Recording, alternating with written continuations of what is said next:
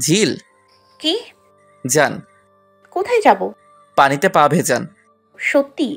অভিনব মৃদু হেসে সম্মতি জানালো। ঝিল উঠে দাঁড়ালো। অভিনব দাঁড়িয়ে ঝিলকে ঘুরিয়ে বসালো। ঝিলকে ব্যালেন্স করতে অভিনব নিজেও ঝিলের পাশে বসলো। ঝিল জিন্সটা ফোল্ড করে পানিতে পা ভেজাতে লাগলো। অভিনবও পানিতে পা রাখলো। ঝিল কিছুটা পানি অভিনবের দিকে ছিটিয়ে দিল। অভিনব রাগী চোখে তাকালেই ঝিল খিলখিল করে হাসতে লাগলো। এতটাই হাসছিল যে বোর্ড থেকে পড়েই যাচ্ছিল। অভিনব রাগী চোখে তাকিয়ে ঝিলের কোমর জড়িয়ে বসল। ঝিলের অন্তর আত্মা কেঁপে উঠল।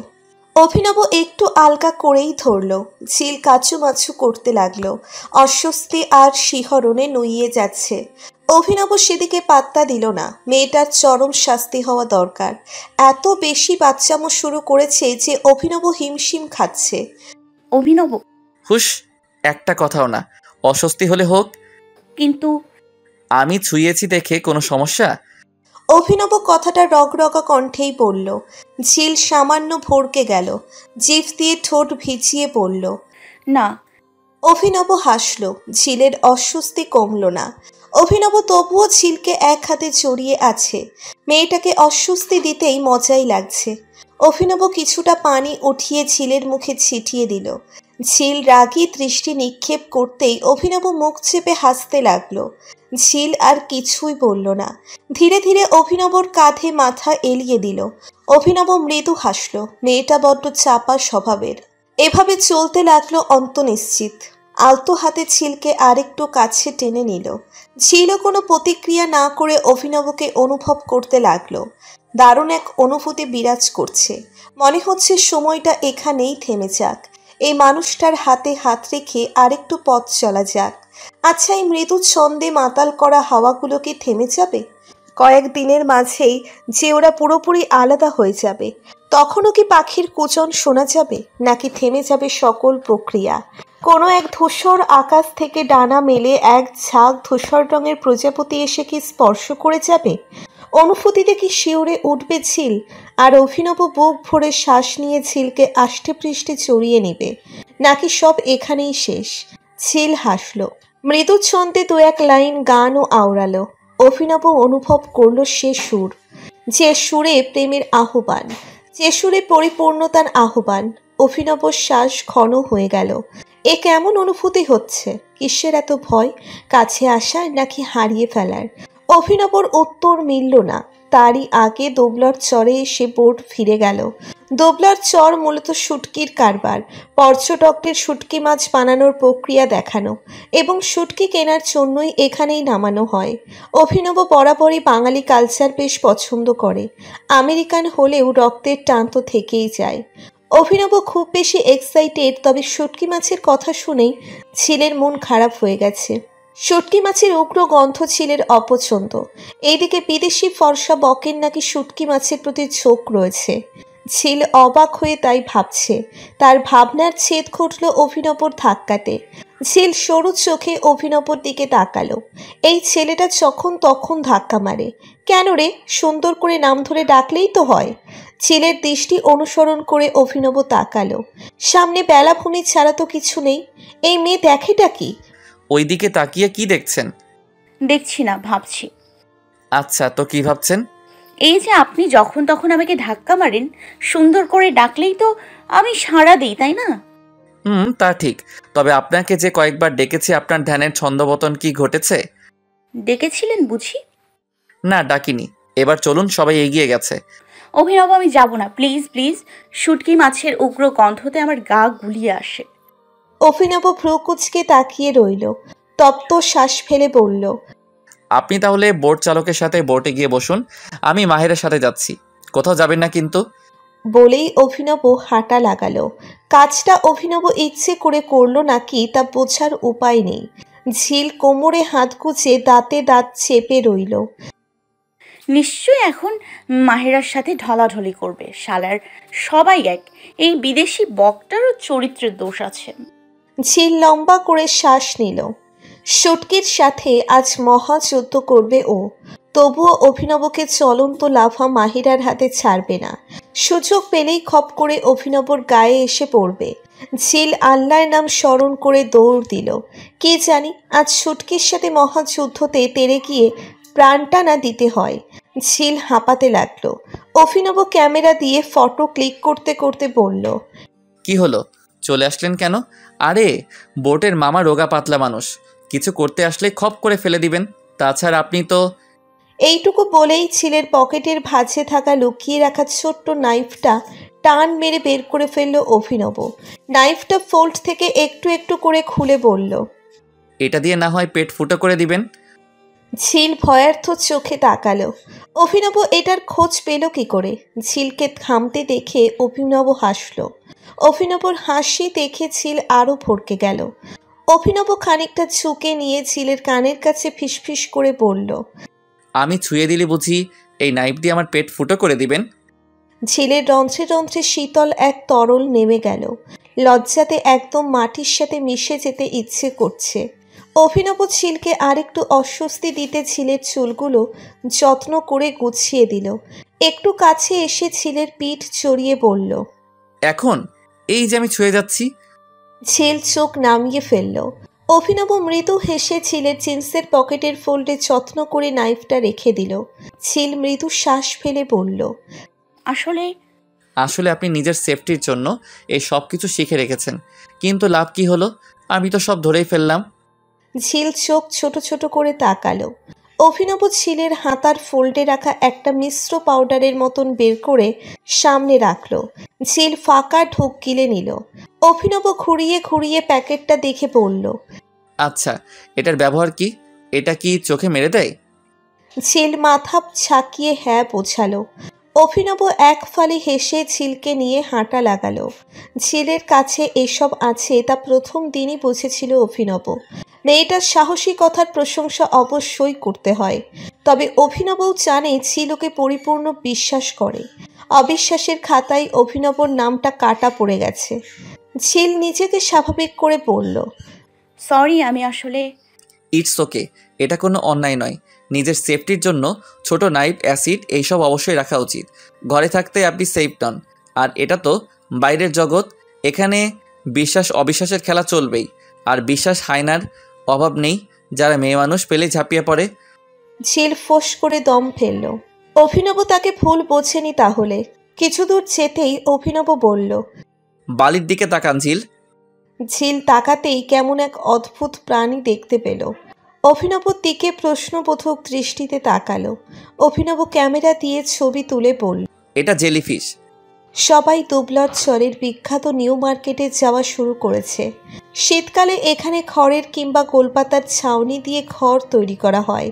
সেখানে নানা রকমের দ্রব্য বিক্রি করা হয়। অভিনবর হাতে ভর করে হাঁটছে ঝিল। ক্লান্ত লাগছে খুব, খানিকটা খিদেও পেয়েছে। আরেকটু হাঁটতেই একটা দোকানে মিষ্টির মতো একটা জিনিস দেখতে পেল ঝিল। চোখ দুটো যেন চকচক করে উঠল। অভিনবর হাত ধরে বাচ্চাদের মতো বায়না করতে লাগলো। অভিনব ফ্যালফ্যাল করে তাকিয়ে থেকে বলল, আচ্ছা চলুন, কিন্তু বেশি খাওয়া যাবে না। ঝিল মাথা ঝাঁকালো। দোকানদার অভিনবকে দেখে জড়সড় হয়ে পড়ল।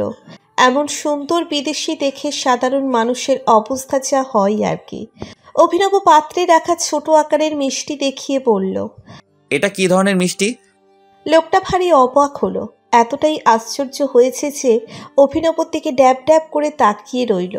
হয়তো ভেবেছিল বিদেশি ছেলেটা ইংরেজিতে একগাদা বলি ছুড়বে আর সে থমথমে মুখ করে তাকিয়ে থাকবে, কিন্তু তার ভাবনার 12টা বাজিয়ে দিয়ে অভিনব বাংলা বলল।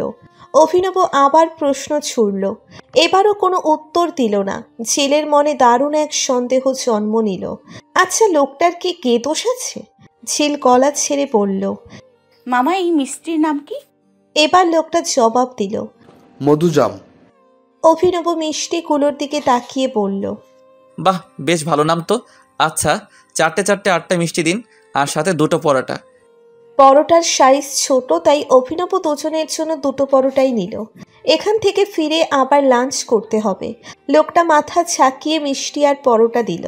ঝিল আর অভিনব পাশাপাশি বসে খেতে লাগলো। ঝিল গোগ্রাসে খাচ্ছে। অভিনব একটা প্রশ্ন করেই ফেলল, একটা কথা বলুন তো, আপনি কি সবসময় ক্ষুধার্ত থাকেন? কেন? যখনই খেতে দেই কেমন গোগ্রাসে খেতে থাকেন।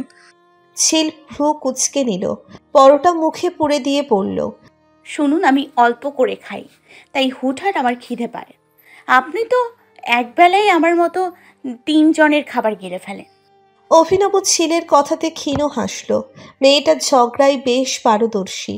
অভিনব কল্পনা করল তার ফ্যামিলি 50 জন সদস্যের জয়েন্ট ফ্যামিলি। সেখানে শাড়ি পরে দাঁড়িয়ে আছে ঝিল, আর সবাই একটার পর একটা কথা বলছে। হঠাৎ করেই চলন্ত লাফার মতো ঝিল তেতে উঠল, কোমরে আঁচল পেঁচিয়ে ঝগড়া করতে লাগলো। অভিনব ফিক করে হেসে দিল, নিজের ভাবনাতে নিজেই আশ্চর্য হলো। ঝিল শুধুমাত্র ওর সাথেই ঝগড়া করতে পারে, আর সবার সামনে মাথা নিচু করে থাকে। সবাই হেসেছিল দেখে কি কান্না টাইনা করলো সেদিন। ঝিল খাবার খেয়ে ঢকঢক করে পানি গিলে নিল। অভিনব বিল পে করে আবার হাঁটতে লাগলো। নদীর ধারে অনেকগুলো বোট দাঁড় করানো, মূলত জেলেরা বোট কিংবা নৌকা দিয়ে মাছ ধরে আনে, আর তারপরই সেগুলোকে শুটকি করা হয়। দুবলার চরের মানুষের অর্থনীতির প্রধান অংশ এই শুটকি থেকেই আসে। শুটকি পল্লীতে ঢুকেই ঝিলের গা গুলিয়ে আসলো। অভিনব বিষয়টা বুঝতে পেরে কড়া ধাঁচের লেমন ফ্লেভার মাস্ক লাগিয়ে নিল। তারপর মাস্কটা ঝিলকে পরিয়ে দিল। ঝিল যেন হাঁপ ছেড়ে বাঁচল। পুরো মাঠ জুড়ে শুটকি শুকানো হচ্ছে, তবে ছুরি মাছের সংখ্যা বেশি। দুবলার চরের নিউ মার্কেটে সিঙ্গারা আর জিলাপি দেখেও ঝিল বায়না ধরল, কিন্তু অভিনব এবার তা খেতে দিল না। এভাবে খেলে নির্ঘাত পেট খারাপ হবে, আর অভিনব বরাবরই খাবারের ব্যাপারে সচেতন। তাছাড়া আজ বিকালে আস্ত খাসি বারবিকিউ করা হবে। ঝিল তাই লইয়ে গেল। দুবলার চরে মোটামুটি সব রকম জিনিসই পাওয়া যায়। এখানের অধিকাংশ মানুষই জেলে। সবাই শুটকি পল্লী ঘুরে ফিরে আসলো। এখন মোটামুটি 11:30 বাজে। সবাই বোটে উঠে বসলো। তবে এবার বিপত্তি ঘটল মাহেরাকে নিয়ে। সে অভিনবর পাশে গিয়ে বসলো। অভিনবকে রিকোয়েস্ট করলো যাতে ঝিলের মতো ওকেও ধরে রাখে আর পানিতে পা ভেজাতে সাহায্য করে। ঝিল রগরগে মেজাজ নিয়ে দাঁড়িয়ে থাকলে ও কিছু বলতে পারছে না। কোথাও একটা বাধা কাজ করছে, কারণ এখন সে অভিনবর পরিচিত বই কিছুই নয়। ঝিলের খুব রাগ হলো। কেন ও অভিনবর কেউ নয়? কেন অধিকার খাটিয়ে বলতে পারছে না কিছু? অভিনব জানে ঝিল ভেতরে ভেতরে চলছে, তবুও এক পলক ঝিলের দিকে তাকালো। ঝিল চোখ ফিরিয়ে নিল। অবশেষে মাহেরার দিকে ফিরে নাকচ করবে তখনই ঝিলের উদ্দেশ্যে মাহেরা বলল, ঝিল, আমি এখানে বসলে নিশ্চয়ই তোমার কোনো সমস্যা হবে না? ঝিল ফ্যালফ্যাল করে তাকিয়ে রইল অভিনবর দিকে। অভিনব ইশারা করলো যাতে মাহিরাকে না করে দেয়, কিন্তু ঝিল তো ঝিলই প্রচণ্ড রাগে আক্রোশে বলল, আপু, আমার কোনো সমস্যা নেই। মাহিরা তো বেজায় খুশি। অভিনব ঝিলের দিকে রাগী দৃষ্টি নিক্ষেপ করলো। ঝিল ছলো ছলো নয়নের চোখ ফিরিয়ে নিল। অভিনব ঝিলের দিকে আবেগ মাখা চোখে তাকিয়ে আছে। মেয়েটা তো বোকা কেন? ঝিল মাহিরার দিকে তাকিয়ে মৃদু হেসে স্থান ত্যাগ করতে চাইল, কিন্তু অভিনব ঝিলের হাত আঁকড়ে ধরল। ঝিল কিছু বলবে তার আগেই ঝিলকে অভিনব এক পাশে বসিয়ে নিল। মাহিরার দিকে তাকিয়ে বলল, ঝিল তো সবার সাথে কমফোর্টেবল নয়, তাই ঝিল এই পাশে বসুক, তুমি আমার এই সাইডে বসো, আমি তোমার হাত ধরে রাখবো। মাহিরা মুখটা কালো বর্ণ করে ফেলল ও প্লাস্টিকের হাসি রেখে অভিনবর ডান পাশে বসে পড়ল। অভিনব একটু নিচু হয়ে ঝিলকে বলল, একদম পানিতে ফেলে দিব, এত বোকা কেন? ঝিল কিচ্ছু বলল না। অভিমানের পাল্লাটা ভারী হয়ে গেছে। অভিনব ধীর হাতে ঝিলকে পাশে বসিয়ে দিল। মাঝে বসে ঝিলকে এক হাতে জড়িয়ে ধরল, আর অন্য হাতে মাহিরার হাত ধরে রাখল। মাহিরা স্পষ্ট লক্ষ্য করল অভিনব ঝিলের কোমর জড়িয়ে আছে, যা দেখে মাহিরার রাগ হলো। ও চাইছিল অভিনব ঝিলের মতো করে ওকে ধরে রাখুক, কিন্তু অভিনব শুধু হাত ধরে রাখল। মাহিরা মিনিট কয়েক পা ভিজিয়ে সৌজন্যমূলক হাসি দিয়ে উঠে চলে গেল। অভিনব এক ফালি হেসে ঝিলের সাথে লেপ্টে বসল। ঝিল অভিনবর শার্ট খামচে ধরে কাঁধে মাথা রাখল। ঝিলের কেন জানি বলতে ইচ্ছে হচ্ছে, অভিনব, আমার হিংসা হচ্ছিল। কিন্তু আর কথা বলা হলো না। কিছুক্ষণ পর অভিনব ফিসফিস করে বলল, মায়ের হাত ধরেছিলাম বলে হিংসে হচ্ছিল? ঝিল না বোঝার ভান করে তাকিয়ে রইল।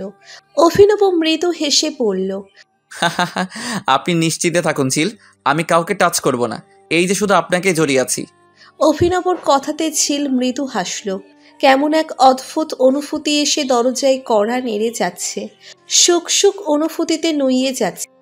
লঞ্চ এসেছে বেশ অনেকক্ষণ। সবাই শাওয়ার নিতে গেলেও ঝিল এখনো যায়নি। রেলিং ধরে এক দৃষ্টিতে চেয়ে আছে। আজকে মনটা বেশ ফুরফুরে। বোর্ডে বলা অভিনবর কথাগুলো এখনো কানে বেজে চলেছে। আচ্ছা, ঝিলের মতো কি অভিনবর মনেও অনুভূতি কাজ করছে? নাম না জানা অনুভূতিটা কি একটু একটু করে গাঢ় হচ্ছে, নাকি অভিনব শুধুই তার প্রতিশ্রুতি রক্ষা করছে? আদেও কি অভিনব ছোট ছোট কেয়ারগুলোকে কোনো নাম দেওয়া যায়, নাকি বন্ধু হিসেবে দায়িত্ববোধ ধরা যায়? ছেলের উত্তর মিলল না। তবুও মনের গহীনে ঠান্ডা হিমশীতল বাতাস বয়ে চলেছে। মেঘ ছাপিয়ে যেমন রংধনু ওঠে, ঠিক তেমনি এক অনুভূতি। ঝিল জানে না কেন তার এত সুখ সুখ অনুভূতি হচ্ছে। প্রজাপতির মতো ডানা মেলে উঠতে ইচ্ছে হচ্ছে। খোলা আকাশে ধূসর রঙের প্রজাপতি হয়ে হারাতে চাইছে। আচ্ছা, ও হারালে অভিনব কি ওকে খুঁজবে, নাকি মাহিরার সাথে তল্পি তল্পা গুটিয়ে সংসার করবে? ঝিল আন মনেই হেসে উঠল। অভিনব তাকে ধরে বলেছিল সে অন্য কাউকে স্পর্শ করবে না। অদ্ভুত ভালো লাগায় সর্বাঙ্গে বিদ্যুৎ চমকে গেল।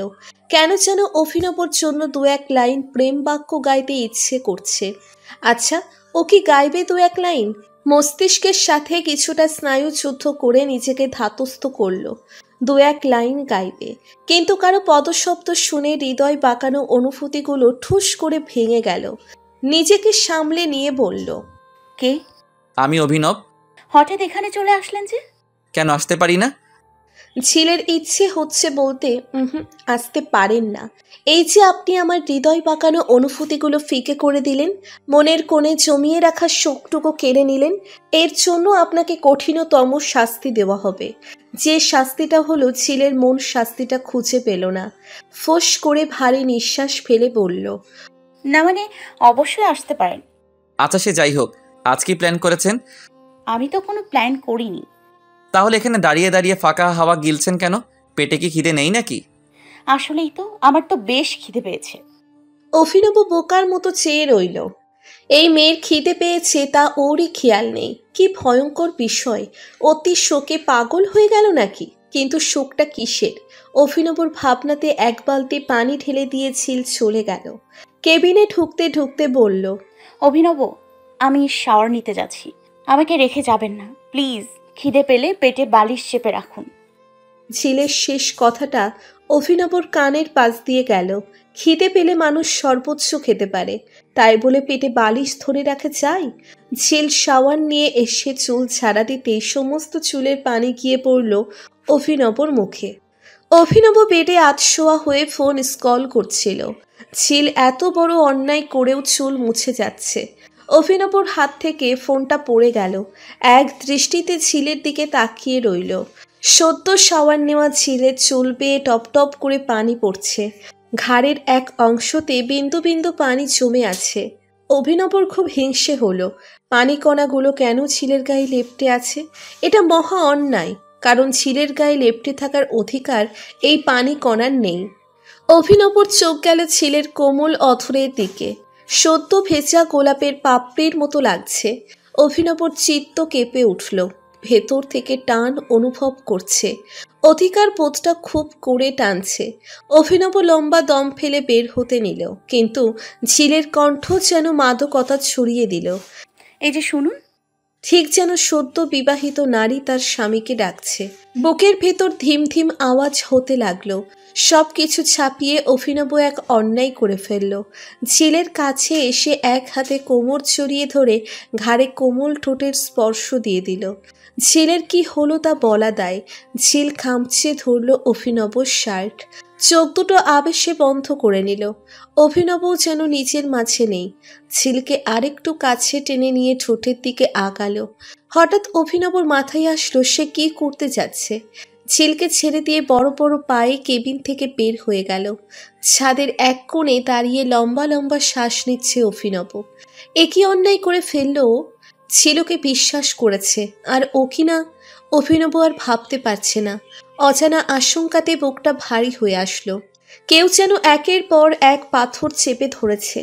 অভিনবর চোখ দুটো লাল হয়ে গেল, ভীষণ রাগ হতে লাগলো। এখনই ঝিলের কাছে ক্ষমা চাইতে হবে, না হলে বড় কোনো ঝড় বয়ে যাবে। ঝিলের ভারী নিঃশ্বাসের শব্দ কেমন যেন নিস্তব্ধতার সুর তুলে যাচ্ছে। বুকের ভেতর তোলপাড় শুরু হয়েছে বেশ অনেকক্ষণ। একটু আগের ঘটনাটা মনে হতেই ঝিল লজ্জা পেয়ে গেল। কিন্তু লজ্জা কেন পাচ্ছে ও?